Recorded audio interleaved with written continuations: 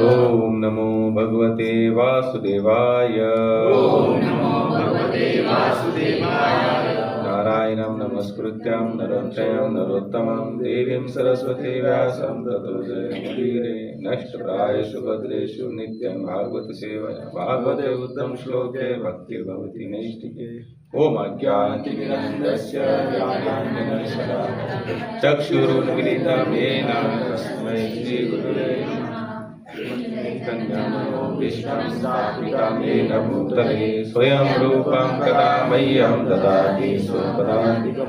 वन्देऽहं श्रीगुरुं श्रीयुतपदकमलं श्रीगुरून् वैष्णवांश्च श्रीरूपं साग्रजातं सकलगुणान्वितं तं सजीवं साद्वैतं सावधूतं प्रेमसहितं कृष्णचैतन्यदेवं श्रीराधा कृष्णपादाञ्च सर्वललिता श्रीविशाखान्वितांश्च।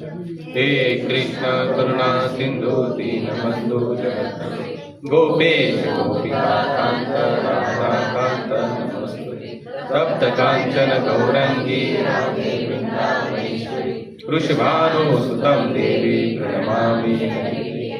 वाञ्छाकल्पतरुभ्यश्च कृपा सिन्धुभ्येव च पतितानां पावनेभ्यो वैष्णवेभ्यो नमो नमः। जय श्री कृष्ण चैतन्य प्रभु नित्यानंद श्री अद्वैत गदाधर श्रीवासादि गौरभक्तवृंद। हरे कृष्णा कृष्णा कृष्णा हरे हरे हरे राम राम राम हरे हरे। हरे कृष्णा कृष्णा कृष्णा हरे हरे हरे राम राम राम हरे हरे। हरे कृष्णा कृष्णा कृष्णा हरे हरे हरे राम राम हरे हरे। कृष्णाय वासुदेवाय देवकी नंदनाय च नंद गोपकुमाराय गोविंदाय नमो नमः गोविंदाय नमो नमः। श्रीमद् भागवतम की जय। हम लोगों ने गए के गए संडे लिया था। कौन सी चर्चा चल रही थी? करण प्रभु जी कहाँ तक आकर रुके थे हम लोग? कौन सा विषय चल रहा था?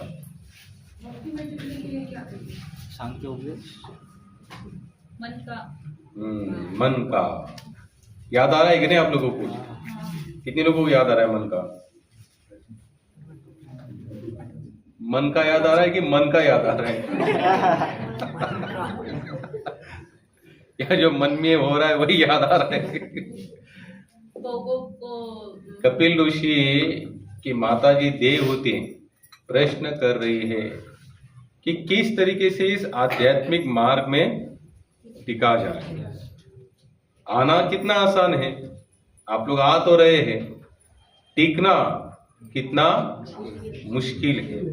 जैसे अभी हमारे निहत्थे प्रभु जी अगर किसी को तिलक नहीं लगाएंगे तो गिने चिने लोगों के सर पर तिलक नहीं रहे, क्योंकि हम लोग आ रहे लेकिन टिक नहीं रहे। यहाँ पर क्या नहीं हो रहे? टिक नहीं रहे। टिकना बहुत मुश्किल है। लेकिन अगर हमारी तरफ से अगर कोई प्रयास होता है टिकने का तो भगवान 100% हमको पूरा सपोर्ट और सहयोग करते हैं।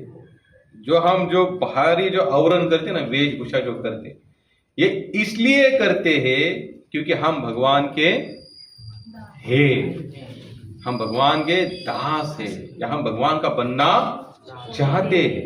जब तक ये आवरण बाहर का नहीं होगा तब तक अंदर से कोई परिवर्तन नहीं होगा। हमारे तुकाराम महाराज, ज्ञानेश्वर महाराज, हम लोगों ने जितने भी उनके फोटो देखे, जितने भी, उन लोगों ने कभी भी अपना मत था भगवत चिन्ह के अतिरिक्त कुछ उन्होंने अपने सिर पर कुछ लगाया नहीं। इससे क्या होता है कि कहीं ना कहीं ये जागृति जरूर होती है कि हम भगवान के, क्योंकि जब तक ये फीलिंगनेस नहीं आएगी तब तक हम भगवान के कभी बनने वाले नहीं। इस संसार में भी अगर कोई आदान प्रदान ढंग का नहीं होता ना तो लोग क्या कहते हैं, आपको नहीं लगता मैं आपका हूं? बोलते कि नहीं बोलते? जैसे अगर कोई माता पिता का बात अगर बच्चा नहीं मानता तो माता पिता क्या कहते? तो माता पिता की बात नहीं मानेगा। बोलते ही कि नहीं हम लोग? क्यों बोलते हैं? क्योंकि वो मान नहीं रहा है, इसलिए बोलते हैं, जता रहे उसको। अगर वो मानेगा तो बोलने का कोई चांस ही नहीं। यानी कि सेम पोजीशन इस भक्ति मार्ग में भी होती है। अगर भगवान हमको कुछ जता रहे हैं, कुछ बता रहे हैं, अगर हम उसको नहीं मानेंगे तो भगवान भी बोलेंगे एक दिन, क्या तुम्हें नहीं लगता कि हम तुम्हारे माता पिता है? तो देवहूति माता जब ये सब कुछ पूछ रही थी कि कैसे करना है, क्या करना है, तो शुरुआत में उन्होंने कहां से शुरुआत की थी? मन से। कि मन कितना चंचल है, मन कितना भयानक है। कभी सच को भी सच मानने के लिए कहता है, कभी उसी सच को झूठ भी मनवाता है। ये सब कुछ कल्पनाएं कहां से निकल आती है?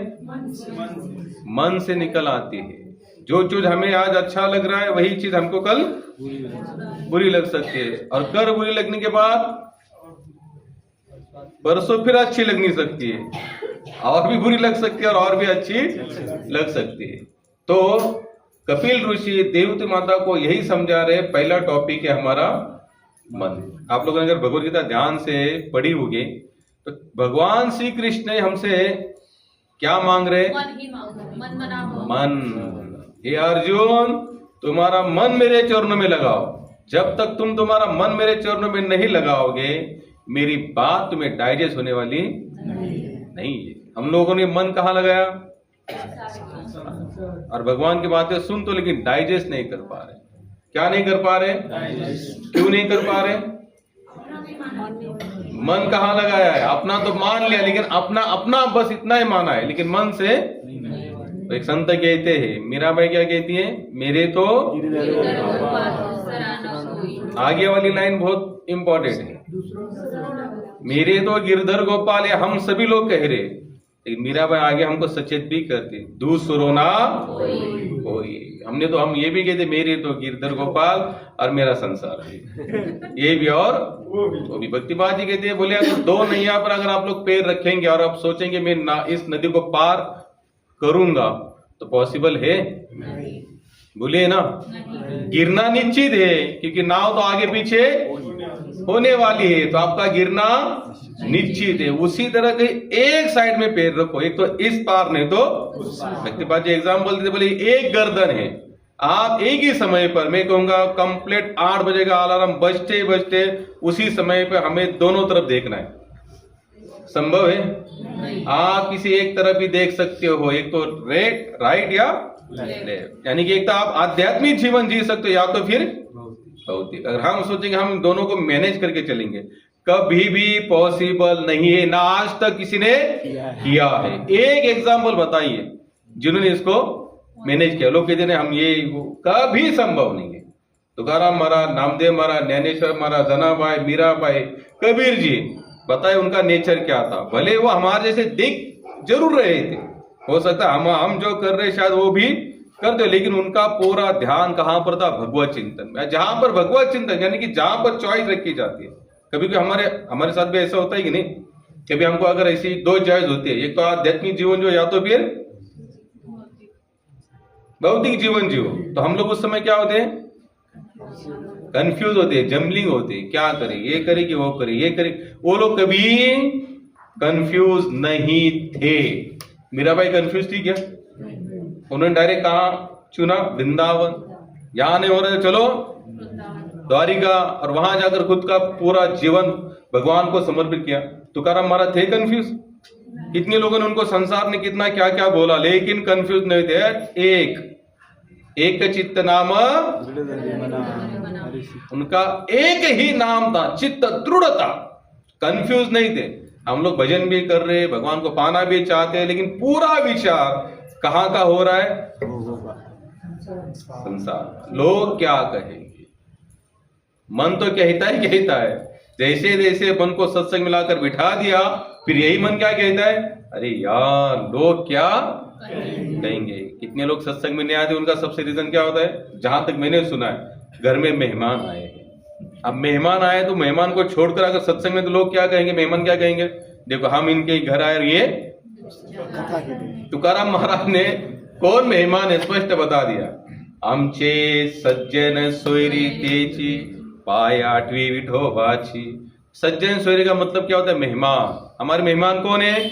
जो भगवान का नाम चिंतन करते हैं, जो भगवान के चिंतन में लगे हुए। आगे हम देखेंगे कपिल जी ने देव, ये पूरा भगवत, पूरा स्कंद, ये पूरा बुक केवल उन्हीं की चर्चा है, कपिल जी और माता देवहूति। इन दोनों की ही चर्चा है इसमें केवल, बाकी और कोई चर्चा नहीं है। तो हमने यहां तक तो देख ही लिया था कि उन्होंने मन के बारे में बता दिया।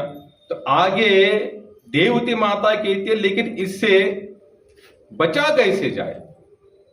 यहां तक हम लोग ने सुना था कि मन ही थोड़ा सा डामाडोल करता है, या मन ही क्या करता है, हमको थोड़ा कंफ्यूज करता है। लेकिन इस मन के फेंके हुए फांसे में अगर हमको नहीं फंसना है तो करना क्या है?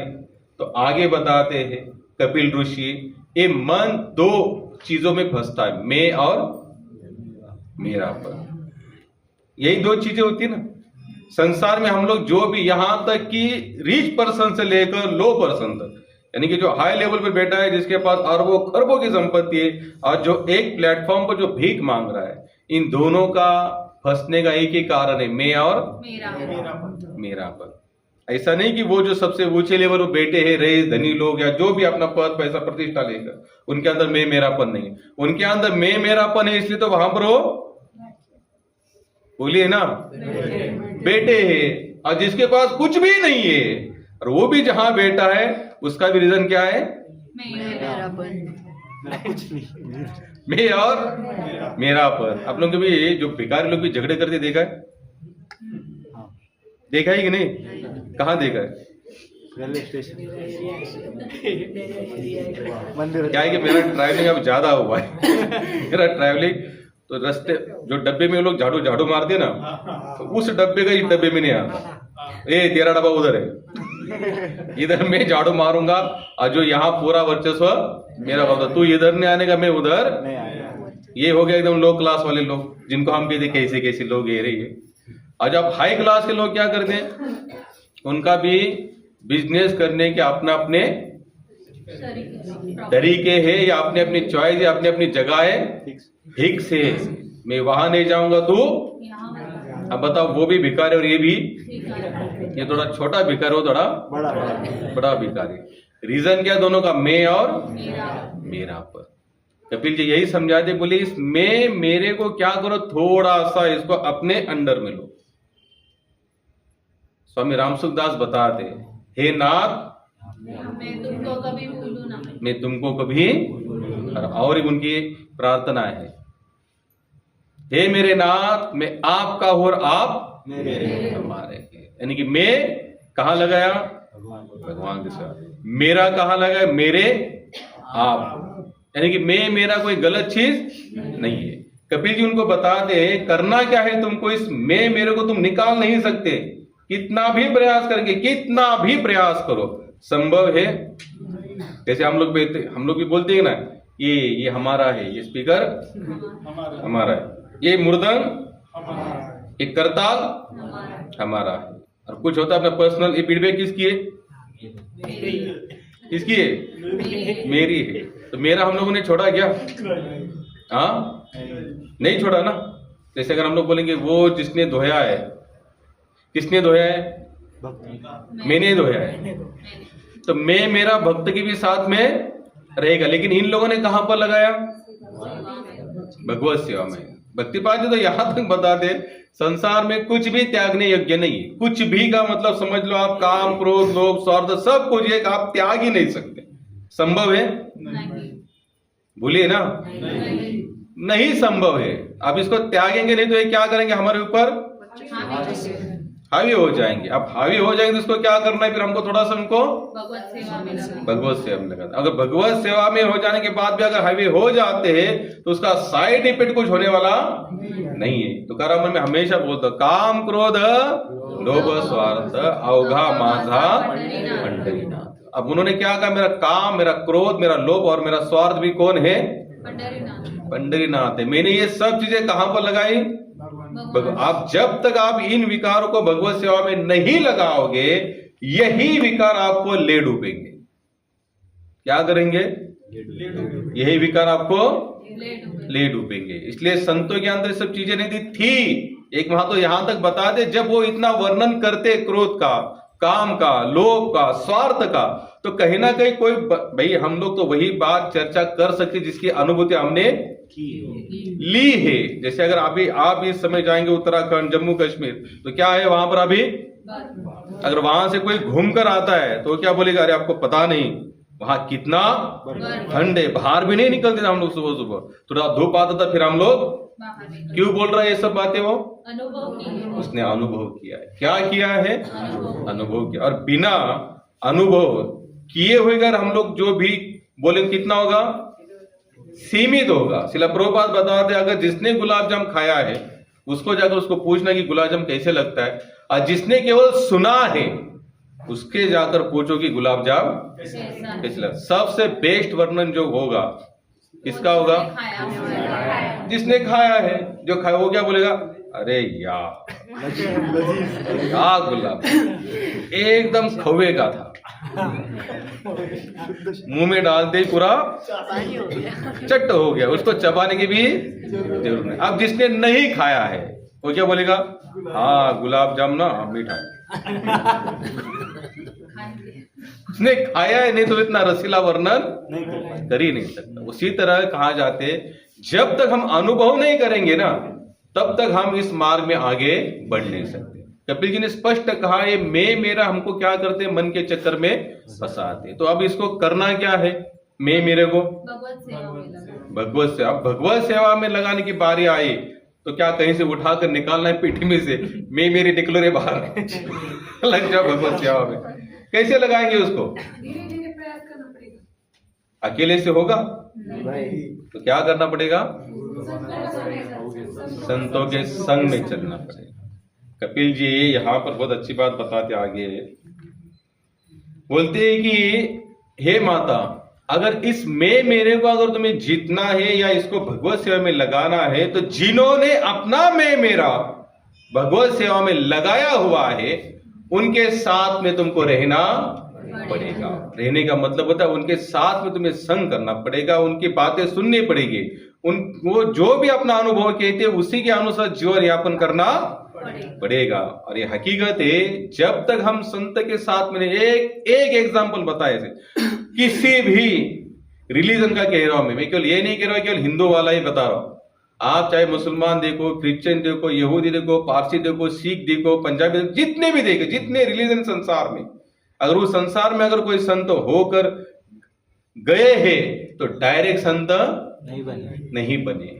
पहले किसी संत के जाकर उन्होंने शरणागति स्वीकार की और तब जाकर फिर उनको अनुभूति आने के बाद फिर उन्होंने संसार में प्रचार प्रसार किया। अब संत के साथ में होता क्या है, जो विकार हमने अपनी सेवा में लगाए, संत क्या कहते हैं उसको निकालना मुश्किल है, उसको क्या करो, भगवत सेवा। जब तक हम किसी चीज को सुनेंगे नहीं तब तक फॉलो कभी कर नहीं सकते। संभव है ये बात? कौन सी चीज ऐसी कि अपने आप ही हमें जागृति हो गई, ऐसा बताइए। आपने संसार में जितनी भी कलाएं आपके पास है, जितनी भी कलाएं, मैं ये कह रहा हूं आध्यात्मिक की, सांसारिक भी, जो भी हम जितना भी कुछ करते हैं किसी ना किसी के माध्यम से सीखी है, या तो फिर देखी है, या तो उसको जाकर हमने पूछा है कि इसको कैसे करना पड़ेगा, फिर वो कुछ ना कुछ हमें बताता है, फिर उसमें जाकर हम लोग थोड़ा अग्रसर होते हैं। यानी कि ये बात पक्की है कि किसी भी चीज को अगर भगवत सेवा में लगाना है तो जिन्होंने उस सेवा उन बातों को भगवत सेवा में लगाया हुआ है ऐसे लोगों के संग के माध्यम से ये हो सकता है, अन्यथा नहीं। कपिल जी कहते हैं कि इस मैं मेरे को तुमको भगवत सेवा में लगाना पड़ेगा। आगे कहते हैं जिन्होंने इस मैं मेरे को भगवत सेवा में लगाया है ऐसे महात्माओं का संग करो, क्योंकि बिना भगवत भक्ति के समर्पण यहाँ पर कुछ होने वाला नहीं। तुकोबराय तो कहते वैष्णवा संगे सुख वाठे देवा। पंडितनाथ कहते आपको सुख कहाँ मिलता है, बताओ कौन सी चीज में आपको सुख लगता है? तो हमारा क्या बताए, वैष्णवा संगे। वैष्णव भगवान के भक्त, उन भक्तों के माध्यम से हमें जो सुख मिलता है ना डायरेक्ट आपकी सेवा में नहीं मिलता। क्यों? वो तो अनुभव तो उनका हुआ, अपना क्या है वहां पर सुना है, उनको देखा है। यहाँ पर वो जितनी भी सेवाएं करते हैं ना उनका धीरे धीरे एक एक आचरण कहीं ना कहीं यहाँ पर क्लीनस शुरू कर देता है। क्या करना शुरू कर देता है? क्लीन। क्योंकि जब तक हृदय क्लीन नहीं होगा हम इस मार्ग में आगे बढ़ने वाले ही। महाप्रभु क्या कहते हैं? चेतो दर्पण मार्जन भवमादा भाग्य निर्वाह श्रेय कैरव चंद्रिका वितरण विद्या वधु जीवन आनंदम। आनंद कब मिलेगा? जब चेतो दर्पण मार्जन। मार्जन का मतलब होता है साफ करना। क्या करना? जब तक आपका हृदय आप साफ नहीं करेंगे तब तक क्या होगा? तो आनंद हमको मिलने वाला नहीं है। और मुझे बताइए, कोई भी चीज का अगर हम लोग साफ करते हैं तो बाद में कभी जिंदगी में साफ करने की जरूर नहीं। उसको रोज साफ करना पड़ता है। क्या करना पड़ता है? रोज। हम लोगों को क्या लगता है कि एक दो बार जन्माष्टमी अटेंड की, तुलसी विवाह अटेंड किया, गोवर्धन अटेंड किया, कुछ करने एक दो संडे छुट्टी पड़ी तो पढ़ने दो, कोई इतना कोई जरूर नहीं, हर सत्संग अटेंड करने की जरूरत नहीं। ये ऐसा नहीं हो सकता। मर जाएंगे एक दिन हम लोग। मरेंगे कि नहीं? इनको पक्का बंद है, बाकी किसी को नहीं। कितने लोगों को लगता है मरेंगे? आराम से बोल रहे यार मरना है।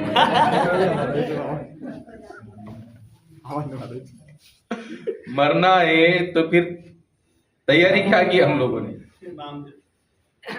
कुछ की तैयारी? कितना किया कि मरने का डर भी खत्म हो जाए, इतना नाम जब हुआ हमारा। तो फिर कौन सी तैयारी की? तैयारी चालू है कि चालू है? या तैयारी चालू है। चालू का मतलब होता है दो प्रकार से, एक तो चालू एक तो चालू। वैसे वाला चालू होगा तो कोई मतलब नहीं। जब करता का प्रो तुम्हें एक एक मार चालू है। तो यहाँ पर कपिल ऋषि कहते कि मैं मेरे को भगवत से लगाना, लेकिन भक्तों के माध्यम से। क्यों? आज तक इस संसार का रिजल्ट है किसी को भी डायरेक्ट भगवान नहीं मिले। भले वो प्रहलाद जी होने दीजिए, ध्रुव महाराज होने दीजिए, मीराबाई होने दीजिए, कंस होने दीजिए, या चाहे रावण होने दीजिए। रावण को भी राम कब मिले? जब माता सीता को एक भक्तों के लेकर भाग गई है साधु के रूप में, दूसरे भक्त आए उनको मार दिया। लेकिन रावण भी जाते समय राम बोलकर उसने प्राण त्यागे। यानी एक बात निश्चित है, आपने कान भर के आप सुन लेना कि बिना संत संग के यहां पर कुछ होने वाला। कहते हैं कि लव मात्र साधु संग सर्व सिद्धि होय। कौन सा श्लोक? साधु संग सर्व शास्त्र कय, लव मात्र साधु संग। बोले सब शास्त्र पढ़ने के बाद, रटने के बाद भी पता नहीं कितना इसमें समझ में आएगा या कितना डाइजेस्ट कर पाएगा। लेकिन लव मात्र साधु संग कितना? अगर लव मात्र, लव का मतलब होता है जितना हम लोग झपकते ना पलक, उतने समय के लिए अगर साधु संग होता है तो समझ लेना कि हमारा कल्याण निश्चित है। अभी मुझे बताइए, हम लोगों का उतना साधु संग तो हो चुका है कि नहीं? कि नहीं हो चुका? मैं ये नहीं कह रहा हूं कि आप यहां आते इसलिए, लेकिन जीवन काल में कहीं ना कहीं आप लोग पंढरपुर गए, वृंदावन गए, या जहां जहां पर भी गए, या टीवी के माध्यम से आज तो बहुत सारे साधु। अरे दुर्गेश्वर को गए थे एक बार हम लोग, जाकर हमारे साधु संग लेकर वो गए, साधु संग लेकर आए।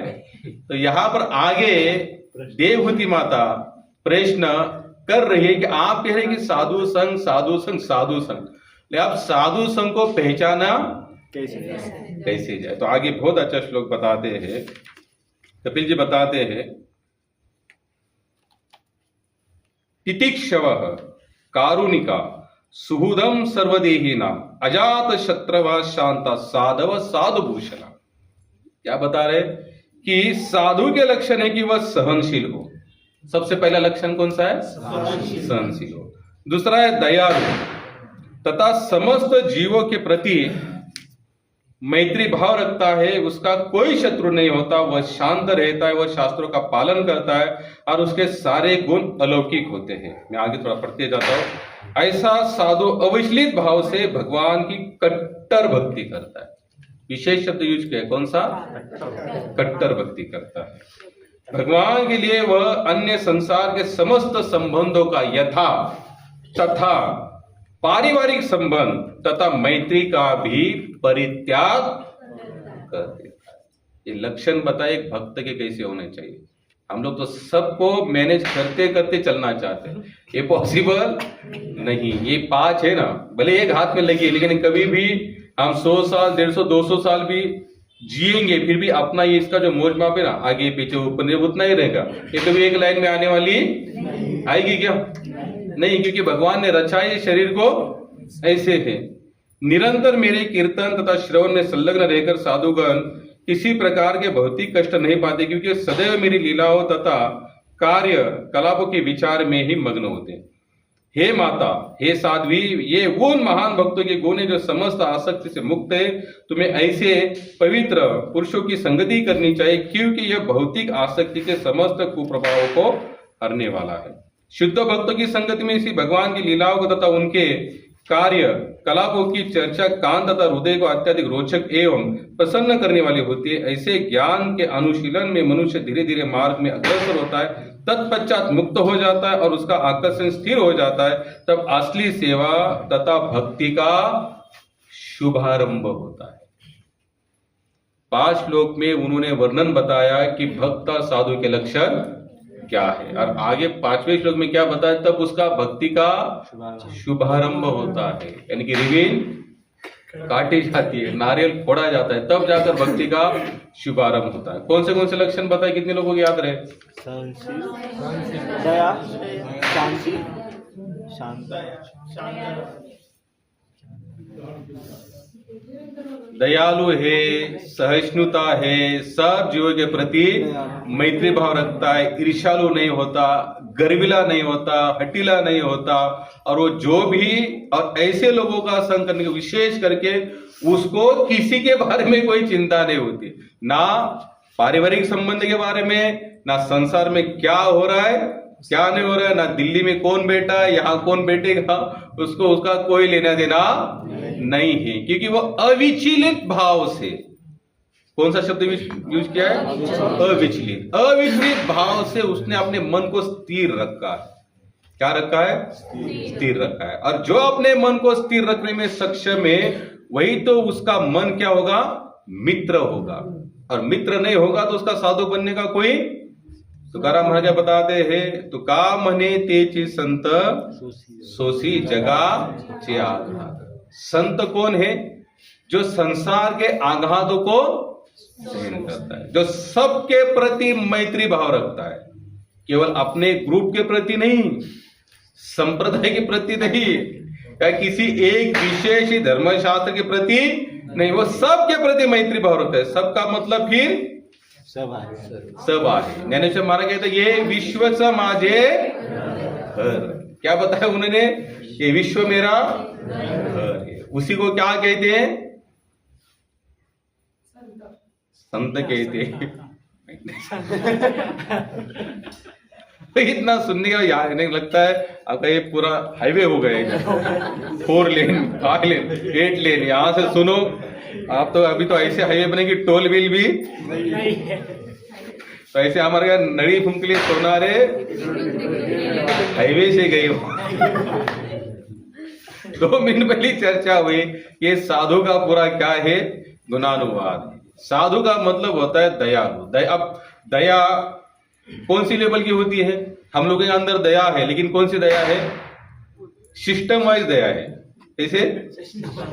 सिस्टम है, ये अपना ही, चल तू इधर, चल तू उधर का, तेरा हमारा कोई संबंध नहीं है। तो ये सिस्टम वाली दया ये क्या है? पार्सलिटी है, ये भेदात्मक बुद्धि है। और सबसे बड़ा नुकसान क्या है? जिसके अंदर भेद बुद्धि है, जिसकी भेद बुद्धि है, वो कभी भी भगवत प्राप्ति कर नहीं सकता, ना ही उस तत्व को जान सकता है। क्योंकि भगवान श्री कृष्ण स्वयं कहते हैं जिसका हृदय पूरी तरह से क्लीन हुआ है। अब क्लीन हृदय का मतलब क्या होता है? सोचे से पानी क्लीन, हम कब कहते हैं क्या क्लीन, एकदम कांच जैसा चमक रहा है। क्यों कहते हैं ऐसा? क्योंकि आर पार पानी भले बीच में है, लेकिन आर पार सब नजर आ रहा है। उसमें कहीं पर धूल, कंकड़, मिट्टी, धुंधलापन भी नहीं दिखता, तब जाकर हमारे मुख से अपने आप शब्द निकलते, कैसा पानी है? शुद्ध पानी। कांच जैसा है। कांच कैसे निर्माण, यानी जो हम अंदर दिखते हैं, जो बाहर होते हैं, वही कांच में नजर आते। उसी तरह के एक साधु का लक्षण होता है, सबसे प्रति दया, ईर्ष्या भाव किसी के प्रति नहीं। आज हमारा सबसे बड़ा दुर्भाग्य, इस युग में भगवान को पाना सरल है, लेकिन साधु को पाना बहुत मुश्किल है। क्योंकि साधु की पहचान आज के लेवल में कौन सी हुई है? गाड़ी में मेरा पीना, हाई फाई, और वाईफाई भी, दाढ़ी, मूछ, जटाए, ड्रेस कोड, ये क्या बनी है हमारे साधु की? प्लस उसके पीछे का संप्रदाय, उसके पीछे का बड़ा सा मंदिर, उसके फॉलोवर, उसने बनाए मठ, ये सब साधु की आज क्या हुई है? पहचान। अच्छा, ये कोई कर नहीं पाता तो वो साधु नहीं है। गुरु महाराज एक जगह पर बताते, संसार में कितने भक्त आए, भजन भी किया, प्राप्त भी किए भगवान को, और चले भी गए, लेकिन इस कान की उस कान तक खबर नहीं। मुझे बताइए, हम जितना भक्तमाल पढ़ते हैं, जिस भक्तमाल में छोड़कर और कोई भक्त नहीं होगी क्या संसार में? हजारों लाखों भक्त हो सकते हैं आज भी, लेकिन क्या उनके पास वो साम्राज्य नहीं है तो क्या वो भगवत भक्त नहीं है?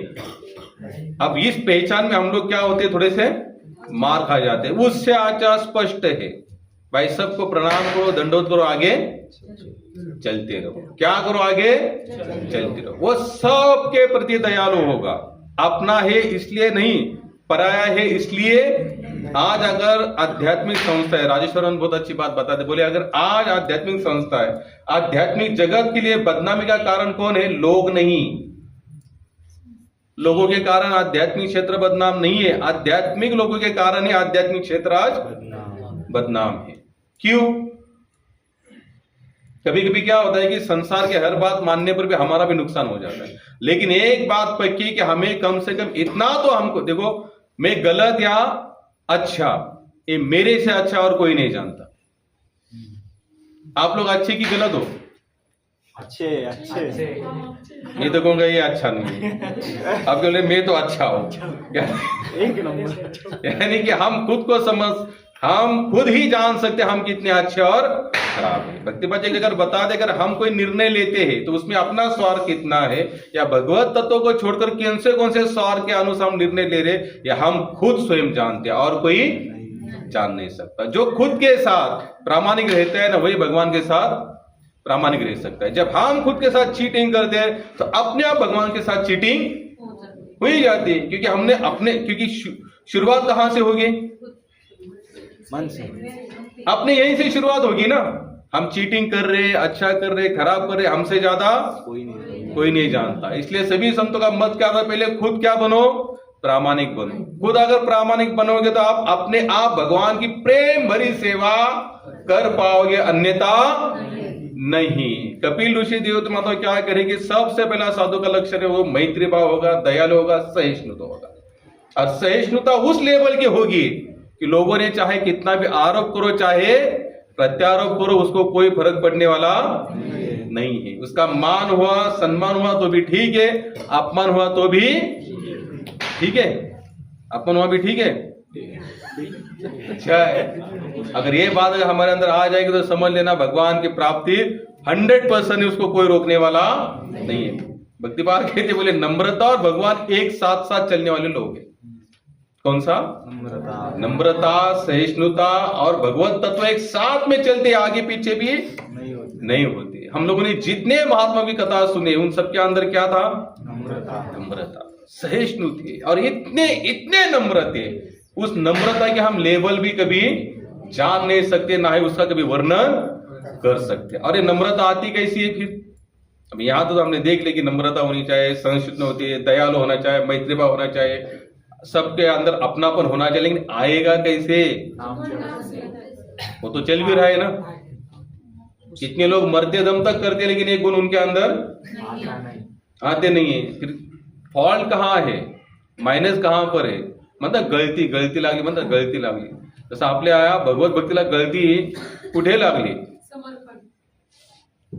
अजून जैसे आपने कहा विश्वास, समझे सब कुछ सब पता है, फिर कर क्यों नहीं पा रहे? मी और मेरा आध्यात्मिक एवढे तरी शब्द पाठ होतात. अहंकार, मेपन, मेरापन, समर्पण, विश्वास, लेकिन ये आएगा कब अंदर? संतों के संतों के संग. अब संतों का संग भी हुआ, लेकिन आगे संघ का मतलब क्या है? बस प्रभु जी एक फोटो निकाल दे, महाराज के फोटो, एक फोटो, समर्पण लगा दिया घर में, समर्पण का हो गया, इतना ही, अनुकरण करें. इससे ज्यादा कुछ नहीं. समर्पण तब आता है जब सेवा से पूरी तरह से बिना शंका के रहित होकर सेवा में समर्पण होते हैं, तब जाकर समर्पण आता है. और जैसे समर्पण, अनुसरण करना. हाँ जरूर अनुसरण करना चाहिए, लेकिन अनुसरण में भी बाद में हमको डाउट आता है. क्या होता है? डाउट आता है. अनुसरण करते करते बाद में संतों के अंदर ही फॉल्ट नजर आता है. और ये नेचुरल है, क्योंकि हम आखिर कौन है? जीव है. लेकिन एक बात पक्की है, जो पूरी तरह से नियम से, जब मैंने एक कथा पे आप लोग बीच में बताए थे, पहाड़ी बाबा का नाम सुना है आप लोगों ने? हाँ. वृंदावन में बहुत बड़े सिद्ध संत होकर के, ना हे वेगळे. पहाड़ी बाबा, उनका एक नेचर था, थोड़ा सा नेचर कैसे था? वो थोड़ा सा फटाक से किसी को कुछ भी बोल देते. अब हमारे लेवल में संत बोले तो क्या है? हम कुछ भी करें तो बस देखते रहे. हाँ. हम कुछ भी करें, हमें कुछ बोलेंगे. या कुछ बोलेंगे तो बोले ऐसा होता है क्या? संत हमने बहुत महात्मा देखे, ये बहुत थोड़ा सा अलग. तुलसीदास बताते, संसार में अगर सबसे बड़ा कठिन कोई धर्म होगा तो कौन सा है? सेवा. सेवा. कौन सा धर्म कठिन है? सेवा. ये बहुत बहुत कठिन धर्म है सेवा, क्योंकि हम लोग नए नए उत्साह के साथ सेवा तो करते हैं, लेकिन धीरे धीरे पता नहीं भगवान ने क्या ऐसी माया बनाई है, उस सेवा का फिर मेवे के बारे में भी फिर सोचना शुरू कर देते हैं. जैसे हमने कुछ अच्छा कुछ किया तो थोड़ा लगता है यार शाबाशी. शाबाशी मिले, लगता है कि नहीं? लगता है कि नहीं? हाँ ना, नहीं. सबको लगता है कि कोई शाबाशी मिले. पहाड़ी बाबा का एक नेचर था, वो कभी किसी को अपना शिष्य नहीं बनाते थे, ज्यादा करके उन्होंने अपने शिष्य नहीं बनाए. लेकिन एक बंदा भी ऐसा था, बोले महाराज आप मैं रहूंगा. तो उन्होंने पहले ही बता दिया, भाई मेरे पास टिकना इतना आसान नहीं. बोले क्यों? बोले जब तुम रहोगे तब जाकर तुम्हें पता चले. पता चलेगा. तो उन्होंने कहा मेरी क्या सेवा है? तो उन्होंने कहा तुम्हारी ये सेवा होगी कि कोई भी माता मेरा चरण चरण स्पर्श ना करे, ये तुम्हारी सेवा है. तुमको उन माताओं को दूर रखना, या दूर से उनको बोलना है कि दंडवत करो, प्रणाम करो और यहां से चले जाओ. अब क्या होता है भक्त भक्त में भी, क्योंकि भगवान को कौन सी व्यक्ति कब अच्छी लगे ये हम लोग, उनका माइंड जानने की ताकत हमारे में है. एक तो उनका छोड़ो, हमें अपने भी माइंड का कुछ पता नहीं है. ये कब क्या बोलेगा, इसके बारे में क्या सोचने का शुरुआत कर देगा, ये अपने खुद का नेचर है. वो तो फिर भगवत तत्व है. भक्तिपाद जी स्पष्ट कहता है कि किसी के बारे में ज्यादा अंदाज लगाने की जरूरत नहीं. उनका एक शब्द मुझे आज भी याद आते, महाराज जी कहते थे, हम यहाँ पर संसार में दास बनने के लिए आए हैं, जज नहीं. हम न्याय करने आएंगे. यहाँ पर कहीं पर लिखा है कि मैंने जीव को भेजा है वो न्यायाधीश बन के रहे? बिल्कुल नहीं. जीव को भेजा है कि मेरा दास बन करके. लेकिन पता नहीं दास दास दास दास दास दास दास बनने के चक्कर में धीरे धीरे boss boss boss boss boss बन जाते. और बॉस की लेवल जैसे संसार लोग जैसे ईर्ष्या करते ना, वैसी ईर्ष्या हमारे मन में भी शुरुआत होती है. तो कौन सी सेवा दी उन्होंने? चरण स्पर्श ना करे. संयोगवश पहाड़ी बाबा एक बार बैठे हुए थे, लीला चिंतन में होंगे, कोई माता है चरण स्पर्श करके चली गई, तो उनको आंखें खुली, बोले कहाँ गया मेरा चेला? अब चेला तो गया और सेवा में लगा हुआ था. अब लगा हुआ था, इनका पारा थोड़ा सा चढ़ गया. अब संतों को पहचानना आसान नहीं है, इसलिए कहते हैं कि जिसकी लीला ना पहचान सके उसको प्रणाम करो और आगे चलते रहो. तर्क कुतर्क करने के चक्कर में मत पड़ो, क्योंकि भक्तिपाद जी कहते थे कि आपके कर्म के लिए भगवान आपको पूछेगा. आपको ये नहीं पूछेगा कि घोड़ेकर प्रभु वहां बैठे थे सत्संग में तो वो क्या कर रहे थे. पूछेंगे क्या भगवान मरने के बाद? नहीं, यही पूछेंगे तू क्या कर रहा वो क्या कर रहे थे, उससे कुछ लेना देना भक्ति पाद जब बता रहे भगवान हमको जो पूछने वाले हैं उसी का रीजन ढूंढने के चक्कर में लगे रहो ना। हमें क्या करना किसी से लेना देना, कौन सुन रहा है नहीं सुन रहा है, सो रहा है जग रहा है या टाइम पास कर रहा है, वो अपने हिसाब से चल रहा है, उसको चलने दो। तब वो तो चले गए, उनको गुस्सा आया, गुस्सा आने के बाद लकड़ी निकाल, लकड़ी से बहुत पीटा उसको, और ऐसे पीटा कि साधारण व्यक्ति को पीटा जाए तो वो हरिबोल हो जाएगा। लेकिन फिर भी उसकी सेवा थी कि सुबह शाम महाराज जी के लिए प्रसाद बनाना, उनको प्लेट लेकर जाना। अब दिन भर तो इसको इतना पीटा बेचारे को, ये हिलने का भी नाम है, लेकिन फिर भी जैसे जैसे उठा, प्रसाद बनाया, भोग लगाया और महाराज जी के रूम में चला गया। महाराज जी आपका नित्य सेवा मिली। तो महाराज जी को उसके ऊपर दया आई। मैं पूछा मैंने इतना मारा तुम्हें, फिर भी तुम शाम को फिर वही प्लेट लेकर आए बोले प्रसाद देने। बोले ये तो मेरा काम है बोले, क्योंकि आपने जो कहा है मुझे वो करना है, बाकी मारना पीटना आपका अधिकार है, हक है, और आप वो कर सकते हैं, उसमें मुझे कोई ऑब्जेक्शन नहीं है। आप वो उनको पूछते बताओ तुम्हारी क्या इच्छा है। उन्होंने कहा महाराज जी मुझे आप राधा कृष्ण का दर्शन करवाइए। संत का बनना आसान नहीं है, संत के साथ बैठना उठना यहाँ तक सब ठीक है, लेकिन उनका बनना इतना आसान नहीं है। जब उसने कहा कि मुझे राधा कृष्ण दर्शन, बोले आप भी तुमको राधा के दर्शन करता। उन्होंने साक्षात राधा कृष्ण का दर्शन करा, उसी दिन उसका शरीर शांत हुआ। और बोलो बताइए सेवा कितना मुश्किल है। हमारे आचार्य परंपरा में आते हैं, लोकनाथ गोस्वामी के एक ही शिष्य थे। क्या नाम था उनका? नरोत्तम दास ठाकुर। और कोई साधारण नहीं थे, वो राजा के पुत्र थे। हम जब सत्संग में भी आते हैं ना तो अपनी क्वालिटियां लेकर बैठते हैं। ये हमें तो काफी अनुभव आता है। कोई बड़ा धनी व्यक्ति है, उससे लगता है हम आए तो थोड़ा सा रुक कर 2 मिनट हमारी चर्चा हो जाए तो हम चले जाएंगे।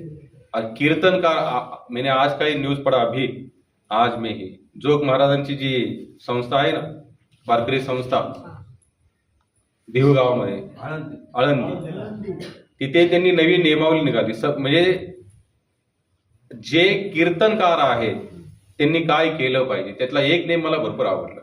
त्यांनी सांगितलं कुणाची स्तुती न करता व्यासपीठावर केवळ भगवत चिंतनाची स्तुती व्हायला पाहिजे, अन्यथा गुणाची नाही। मला भरपूर तो नियम आवडला। आणि हकीकत आहे, व्यासपीठ म्हणजे कोण आहे? तो व्यक्ती बसलेला नाही। व्यासपीठ म्हणजे तिथं बसून त्याने व्यासांचीच वाणी, व्यास जी की वाणी उन्होंने सामने बताए। और मुझे बताए पूरा व्यास जी ने जो भी वाणी हमको बताई है, किसी की कोई स्तुति है? किसी धनी बिनी नहीं, वहां पर सभी भक्तों की स्तुति है। किन लोगों की स्तुति है? जब हम व्यासपीठ पर बैठकर कोई चर्चा करें तो हमें केवल भगवत भक्त के व्यतिरिक्त किसी की स्तुति करनी नहीं चाहिए। अब नरोत्तम दास ठाकुर कौन है? राजा के पुत्र। सब छोड़ छाड़ कर भगवत सेवा में लग गए।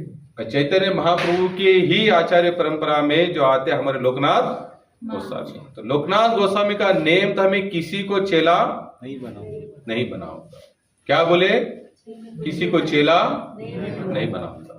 आज महाराज लोगों में चेला बनाने के चक्कर में ये मेरे सत्संग वाला ये मेरे पास ही दीक्षा लेगा, ये मेरे सत्संग वाला मेरे से दीक्षा लेगा। हमारे नासिक में एक दिन रहते प्रभु हमारे साथ में, निमाई प्रभु। निमाई प्रभु ने एक बार महाराज को पूछा कि महाराज जी मैं दीक्षा लेना चाहता हूँ। त्यांचे आई वडील होते गोपाल कृष्ण महाराज जी शिष्य। तो उन्होंने कहा कि मेरे माता पिता किसी अलग महाराज जी है, उनसे दीक्षित है, उनका कहना है उनके माता पिता की, उनका कहना था कि तुम भी वही से दीक्षित हो। तो उन्होंने पूछा महाराज जी को, महाराज मैं कहां से दीक्षित हूं? भक्तिपाद जी ने स्पष्ट आंसर है, जहां लग रहा है तुम्हें तुम्हारी कृष्ण भक्ति आगे बढ़ सकती है वहां से दीक्षा। ना किसी संप्रदाय का उल्लेख किया, ना संस्था का, कुछ भी नहीं उल्लेख किया। क्या कहा स्पष्ट? जहां तुम्हें लग रहा है कि तुम्हारी यहां से भक्ति आगे बढ़ सकती है वहां से दीक्षित हो जाओ, खत्म। आगे फुल स्टॉप लगा दे, आगे कोई प्रश्न नहीं होना चाहिए। तो आजकल क्या हो रहा है कि अपना ग्रुप बढ़ाते जाओ। क्या बढ़ाते जाओ? ग्रुप बढ़ाते जाओ। तो ग्रुप के चक्कर में क्या होता है, किसी को पालते पालते हमारा एक हिसाब खाली हो जाए।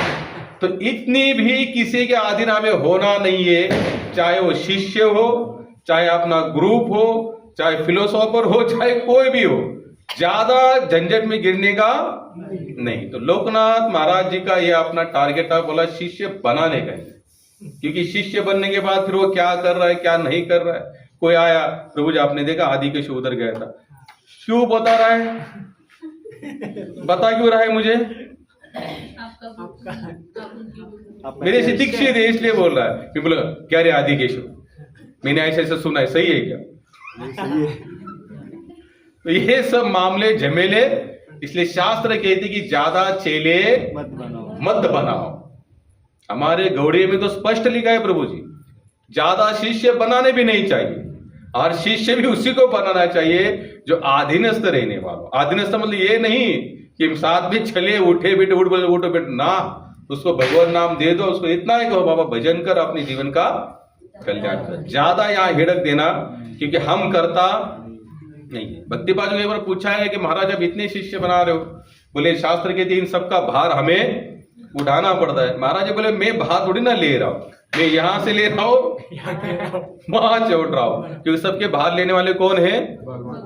भक्तिपाद जी कितनी बार कहा है कि मैं किसी का गुरु बिरु नहीं हूं, क्योंकि स्वयं जब भगवान कृष्ण डिक्लेयर कर रहे कृष्णम वंदे जब मेरे बीच वाले गुरु आ रहे आए कहां से? ये केवल एक निमित्त मात्र है। भाई कोई उलझन हुई पूछो, सोल्यूशन ले लो और आगे चलते रहो। किनकी कथा बता रहा था मैं?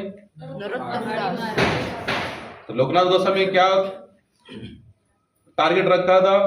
किसी को शिष्य पिष्य चेला बिला बनाने का, अपना भजन करो और अपना खुद का कल्याण करो, या झंझट में ज्यादा करनी नहीं है। लेकिन नरोत्तम दास जी को जो पता चला कि ये कोई साधारण महात्मा नहीं है, और इनके भी मन में ये ख्याल आना शुरू हो गए, बोले दीक्षा लूंगा तो इन्हीं से लूंगा, नहीं तो नहीं लूंगा। और अपने बल पर इस भक्ति मार्ग में आगे नहीं बढ़ सकते। हम लोग बढ़ सकते हैं क्या? कितने लोगों को लगता है हम अपने बल से इसमें आगे चलेंगे? बिल्कुल नहीं है। यहाँ आगे बढ़ना है तो भक्तों के साथ, संतों के साथ, और उन्होंने कही वाणी के साथ हृदय का मार्जन करते हुए समर्पण सेवा में लगे हुए, तब जाकर हमारे यहाँ पर कल्याण हो सकता है। अब वहां पर उनका चेला बनना है तो उनकी कुछ ना कुछ तो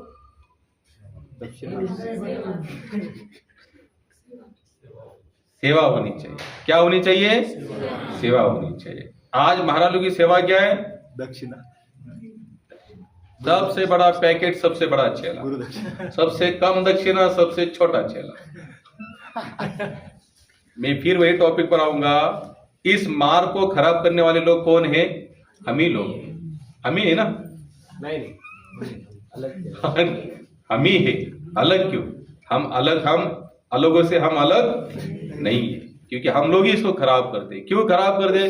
क्योंकि हमारे अंदर भी कुछ ना कुछ भौतिक कामना अभी भी जागरूक है। इन्होंने सोचा इनकी सेवा करें। अब ये थे लंगोटधारी महात्मा, इनके छोटा सा टॉयलेट लगाते, भिक्षा मांगते। अब जो टॉयलेट लगा रहा है, भिक्षा मांग रहा है, खुद ही भिक्षा मांग रहे, पा रहे, अपना भजन कर रहे। अब सेवा के लिए उनके पास कोई कार्य बचा नहीं। सेवा कब हो सकती है? आश्रम बने, भगवान की डेटी स्थापना हो, तो वहां पर कुछ डोनेशन लाना है, कुछ करना है, तब जाकर तो सेवा आगे शुरू होगी। लेकिन उनका खुद का अपना कोई ऐसा टारगेट नहीं था। बोले अब इनकी सेवा करने तो सेवा कौन सी करें? फिर बता रहे कौन थे? राजा के पुत्र है। हम सोच सकते हैं, थोड़ा सा उनका लाइफ देखा जाएगा। जो राजा की संतान है, उस व्यक्ति के जीवन में कभी हाथ में झाड़ू लेने का कभी कोई संयोग आया होगा? कोई सेवा नहीं की होगी उन्होंने, क्योंकि राजा की संतान है। लेकिन इस भक्ति मार्ग में आने के बाद ये सभी वृत्तियां, जो डिग्री हमको संसार ने दी, इसको क्या करना पड़ता है? साइड में रखना। साइड, इसको साइड में रखकर अगर यहां पर टिके तो समझ लेना फिर हमारा पैर यहां पर, हमारा फाउंडेशन पाया बनता था एकदम मजबूत है। जब उनको पता चला इनकी कोई सेवा नहीं कर सकता मैं, तो इन्होंने सोचना शुरू किया कौन सी सेवा करो, कौन सी सेवा करो, कौन सी सेवा करो। तो उन्होंने एक सेवा को ध्यान में लिया। कौन सी? जब लोकनाथ गोस्वामी सुबह सुबह डोलडाल जाते थे, शौच के लिए बाहर जाते थे, तो उन्होंने सोचा जब ये शौच के लिए जाते हैं, जब ये शौच करके आते हैं, तो उस जगह को मैं साफ सुथरा करूंगा। क्या करूंगा? बताइए, संसार में कौन सा ऐसा गुरु और चेला है? आज तो फ्लैश दबा देते, पूरा मटेरियल आउट हो जाता है। लेकिन वो जब डोलडाल के लिए जाते थे, शौच के लिए जाते थे, तो उनके कुटिया से होते हुए रास्ता जो शौच तक जाता था, वो पूरा रास्ता और रात भर में साफ करते, उस शौच की जगह भी साफ करते, तो विष्टा भी को भी पूरा साफ करते। तो कई दिन तक ये सेवा चली। मैं सेवा के बारे में बता रहा हूं। पता है सेवा आसान है? यहाँ पर झाड़ू मारना होगा तो हम सोचते हैं कौन उठाएगा, ये उठाएगा कि मैं उठाऊंगा। अब यहाँ पर आगे की सेवा है, पकड़ो आरती वृद्धि करने, तो ये सब अच्छा लगता है। ये तो हम क्यों, भगवान की थोड़ी सेवा नहीं हो रही? जब मैं करूंगा तो लोग देखेंगे, शंख भी जोर से बजेगा, चामर भी ऐसा ऐसा हिलेगा, ऐसा ऐसा ऐसा ऐसा। इसका और भगवान का कोई लेना देना नहीं, क्योंकि सेवा तो उनकी चल रही है, रिजल्ट सामने से मांग रहे। कैसा लगा? ठीक है, ठीक।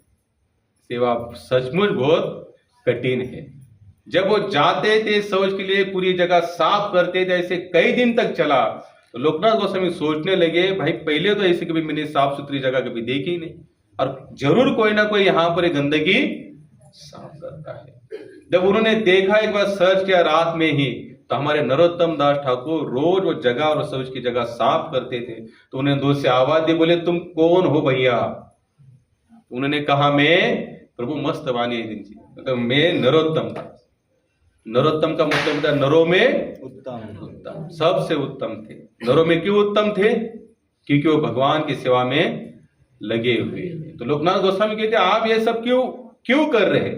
बोले बस मेरी एक ही मन की कामना है कि मुझे आपसे दीक्षा लेने, मैं आपको अपना गुरु मानता हूं। लोकनाथ गोस्वामी कहते तुम मानते जरूर हो, लेकिन मैं तो तुम्हें दीक्षा नहीं दूंगा, क्योंकि मुझे इन झंझटों में पड़ना नहीं है। तुम अपना भजन करो, भजन में लगे। नरोत्तम दास बिल्कुल नहीं बोले, मैं आपसे दीक्षा लेकर रहूंगा। आगे यहां तक पता है कई दिन फिर ऐसे चला, और तब जाकर फिर लोकनाथ गोस्वामी देखा ये पूरी तरह से सेवा करता है, समर्पण है, इसका सचमुच शरणागति का भाव है। तब जाकर उन्होंने उसको दीक्षा के जीवन काल में तब फिर कहते अब मैं यहां से आगे किसी को चेला, एक ही चेला बना लेंगे, वो भी सबसे उच्च। हम आज जितने भी भजन पढ़ते हैं, जितना भी पढ़ते हैं, तो हमारे नरोत्तम दास ठाकुर के बहुत सारे भजन इसमें आते हैं। तो बताइए सेवा कितना मुश्किल है। लेकिन यही सेवा में जो लगे रहते हैं ना, वही समझ सकते हैं कि अगर संत के चरणों के अनुसार चलना है, तो उनके चले हुए चरणों पर पैर रखकर चला नहीं जा सकता। उन्होंने कही हुई बातों पर हमको कंटिन्यू चलना पड़ेगा। उन्होंने कहा है ये है, तो हमें वही मानना है। हमें ये नहीं कहना है कि ये नहीं महाराज जी, ये दूसरा है। इससे क्या होता है, हमारा विश्वास सेवा कहीं पर डामाडोल होती है। और जब तक ये सेवा का भाव नहीं आएगा, हम लोग आगे बढ़ने वाले नहीं है। मैंने 1000 बार वो कथा आप लोग को सुनाता हूं, भगवान बाबा की सुनिए ना आप लोग ध्यान में। कैसी सेवा की उन्होंने? एक ही सेवा करते थे, झाड़ू की सेवा करते थे। और महाराज जी ने कहा जो मेरा चेला है ऊपर से कूदेगा, और वो कूदे। लोगों ने कहा वो गए। महाराज जी जाने वाले क्यों? मेरे आदेश से कूदे, मेरे आदेश से गए तो जरूर ऊपर आए। हमारे दिमाग से सब परे। भगवान कृष्ण यहां पर कहते अर्जुन अगर तुम मुझे भगवान मानते हो तो मरोगे तो भी चलेगा, लेकिन लड़ो। तुम अपना दिमाग मत लगाओ। और हम लोग क्या करते हैं, अपना दिमाग लगाते हैं। 99% और 1% सेवा के लिए छोड़ देते। अब 99% दिमाग लगाए, 1% में क्या खाक सेवा होगी? है पॉसिबल? मैं वो कथा भी मुझे हमेशा याद है, एकदम प्रेरणा वाली कथा है। रामदास स्वामी के शिष्य थे खलबत्ता स्वामी। कौन से शिष्य थे? अपना सर काट के उन्होंने हाथ में रख दिया। लो बोले आपको खलबत्ता चाहिए तो बाइक नहीं करता क्या मैं फिर सर्वे कर यही करता हूँ 9 बजने का, क्योंकि हमारा नियम टूटते जाता है नाम कीर्तन का। संसार में, आध्यात्मिक संसार में टिकना है तो सेवा बहुत जरूरी है, और सेवा उन्हीं लोगों के साथ में रहकर कर सकते जो ऑलरेडी सेवा में लगे हुए। जो सेवा नहीं करेंगे उनका यहाँ पर दाल गलने वाली नहीं है। एक हो सकता है आए हुए इस जो कुछ बेनिफिट हो रहा है, किसी कर्म में सेवा का अकाउंट, किसी जन्म में सेवा का अकाउंट खोल जाएगा, क्योंकि अभी उन्होंने अकाउंट थोड़ा सा खोल दिया। लेकिन जिसको सचमुच लगता है नहीं आगे बढ़ना है, कुछ करना है, भगवान का सच में प्रेम पाना है आध्यात्मिक, तो बिना सेवा के कुछ होने वाला। कितने लोग सेवा करने के लिए तैयार है? इकडे काय माझे हात वरतीच नाही, एकामेकाचं बघून हात वरती चाललं सेवा आहे का, चला हात वरती करा. अच्छा तुमचा हात वरती चाल, माझा घाबरून कर ना असा बिंदा. शाबाश. आज हमने यही देखा, आगे हम इसी को लेंगे, एकदम विस्तार से लेंगे प्रभु. श्रीमद् भागवत में जो कपिल ऋषि देव माता का संवाद है, बहुत सुंदर संवाद है आगे. फिर साधु किसे कहते हैं, साधु का समर्पण क्या है, सेवा क्या है, मन को कैसे लगाए, कैसे उनके बातों के अनुसार हमको चलना चाहिए, जीव की अवस्था क्या है, जीव कैसे यहाँ पर कभी इधर कभी उधर फंसता रहता है, यहाँ तक पूरा डिटेल इसमें बताया हुआ है. श्रीमद् भागवतम की. किसी को कोई प्रश्न? बोला बोला. आपली आध्यात्मिक लेवल वाढली किंवा कमी झाली, आपण रोज मंदिरात जाणं, पूजा करणं, आपल्याला असं वाटतं आपली आध्यात्मिक लेवल वाढली. कधी नाही गेलो तर असं वाटतं कमी झालेली. पण आपण समजायचं कसं का आपलं खरोखर होऊ राहिलं की नाही राहिलं? समझ में आया प्रश्न? कौन सा प्रश्न था? माताजी तुमच्या लक्षात आला प्रश्न? माताजी ने कहा कि हमारी आध्यात्मिक लेवल बड़ी है या घटी है. हम मंदिर तो जा रहे, सब कुछ कर लेंगे, समझ में कैसे आए? सिंपल सा यहाँ पर तरीका है. हम कभी भी इस बात को समझ नहीं सकते हमारी लेवल बड़ी या भक्तिपाद जी कैसे बोले, आने वाले और जाने वाले जो भाव होते ना, जो आए गयाराम, जो आयाराम गयाराम जो भाव होते, इस भाव में भी हमें नहीं फंसना है. मैंने जितना सुना है 16 माला करनी है, 4 नियम का पालन करना है, भागवत कथा को श्रवण करना है, संडे सत्संग छोड़ना नहीं है. ये अगर कंटिन्यू रेगुलर हो रहा है और इनके प्रति, नाम के प्रति अगर प्रेम जागृत हो रहा है, तो समझ लेना हमारे आध्यात्मिक लेवल बढ़ गई. केवल मंदिर में आ रहे, सत्संग में जा रहे, बैठ रहे, जा रहे, इसका कुछ लेना देना नहीं. भक्तिपाद जी स्पष्ट है, जिनका नाम के प्रति प्रेम बढ़ रहा है. क्या बढ़ रहा है? नाम के प्रति. मेरी 16 माला बाकी है, मेरी 16 माला बाकी है, मेरी 16 माला बाकी है, मुझे ये करनी है, मुझे ये करनी है, मुझे ये करनी है. अब 16 के बाद भी उसका आगे वाला स्टेप है, मुझे और 16 में और 4 बढ़ानी, और 5 बढ़ाने, और 6 बढ़ाने, और 7 बढ़ाने. समझ लेना हमारा आध्यात्मिक जीवन स्थिर. यही हमारी उच्च लेवल है. मंदिर में आना जाना ये सब ठीक है, ये शुरुआती अकाउंट का है सब, इससे ज्यादा कुछ होने वाला नहीं है. लेकिन नाम के प्रति, किस चीज के प्रति? नाम. भक्तिपाद जी पूछा कि भगवान के सबसे श्रेष्ठ सेवा कौन सी? महाराज ने कहा जिनका नाम के प्रति रस है, या जो नाम लेती, जिनको लग रहा है नहीं मेरा भजन अच्छा, अंदर ही अंदर जो रस चखना शुरू कर देता है. कितने लोग चखते हैं अंदर ही अंदर रस नाम के प्रति? एक का हाथ ऊपर है, कृष्णा का. अब रस कैसे चखते हैं आप लोग? नयनम गलद सुधाराया वदनम गदगद हृदया. नाम लेने के बाद कभी कभी, रोज तो नहीं आएंगे हमारे आंखों से आंसू, कभी कभी तो आने चाहिए. कभी कभी हम नाम लेते ऐसे रोमांच खड़े हो जाने चाहिए. तो समझ लेना हमारे आध्यात्मिकता उन्नति है, क्योंकि नाम से ही हृदय हमारा क्लीन होगा. चेतो दर्पण. बाकी और तो सेवा हम करते रहेंगे, मंदिर आना जाना, जो छोटी मोटी सेवा जो करते, यहाँ तक सब ठीक है. अब कुछ लोग ये सब करते लेकिन नाम नहीं करते. जब नाम नहीं करते उसकी कोई गारंटी, नाम घेता वाया गेला. संत तो यहाँ तक उन लोगों की गारंटी लेते हैं जो नाम लेते हैं लेकिन वो कभी फेल नहीं जाएंगे. लेकिन हमारा नाम चलता ही नहीं. 1 माला से लोग आगे नहीं बढ़ते, 2 से नहीं, 4 से नहीं, कुछ आगे जाकर पीछे आते हैं. जहां तक नाम प्रेमी नहीं बनेंगे, क्योंकि पूरा टारगेट हम लोग लास्ट में देखेंगे. कपिल ऋषि अंत में बताते हैं, माता जो भगवान नाम के प्रति जिसका पूरी तरह से आकर्षण है, ये सब बातें मैंने जो पहली बताई हुई, मन का, इंद्रियों का, तन का, ये किस तरह से माया में डामाडोल होता है, ये तभी कंट्रोल हो सकता है जब वो नाम के प्रति भागवतम का अंतिम श्लोक कौन सा है? नाम संकीर्तनम यस्य सर्व पाप प्रणाशनम प्रणामो दुख शमनः तम नमामि हरिम पदम। 18,000 श्लोकों का भागवत लिखा और अंत में सार बता दिए, नाम संकीर्तन। भगवान का नाम ही सबसे बड़ा है। बाकी क्या है, और कितने भी हम लोग रास्ते खोद निकाले, कुछ होने वाला, लेकिन नाम हो बस। अगर नाम के प्रति ये सचेतता आती है मन में, भजन बाकी है, भजन बाकी है, भजन बाकी है, तो समझ लेना हमारी उन्नति है। तो यही हमारा यानी कि आध्यात्मिक उन्नति का एक ही खुद को देखना है कि मेरा नाम के प्रति कितना प्रेम। मैं आपको सच में लिख के दे सकता हूं कि जो नाम के प्रति सचेत है ना, जितने इसमें नेम बताए हैं हमारे धर्म ग्रंथों में, अपने आप होना शुरू हो जाता है। उसके लिए फिर अलग से प्रयास करने की जरूरत नहीं है। क्यों? क्योंकि आपका मन अभी कहीं पर लग गया। क्या हो गया? लग गया। रमन महर्षींचं नाव ऐकलं प्रभु? हाँ। रमन महर्षि। उनको एक जन ने पूछा कि मन को कैसे काबू में रखें।